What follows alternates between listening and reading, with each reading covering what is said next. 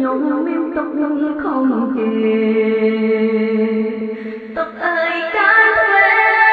អពុកនេះជេរគ្មានត្រាប្រណី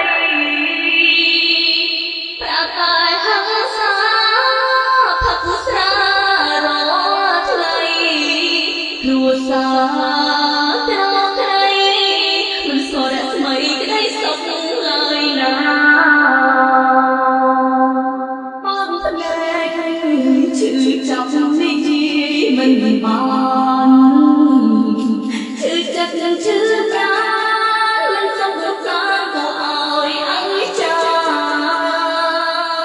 មានតែពួកខ្ញុំទៅស្បាយទុំខាជីវិតមិនឆ្លង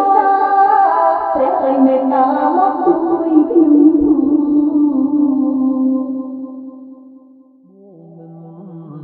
អាចរួមគ្មានអូនទោះរូបបងសូនក៏បងក្រំដែរស៊ូស្លាប់ទៅចុះឲ្យតែបានជួបគ្នាស្នេហ៍ចិត្តបងនឹងប្រែនឹកតែ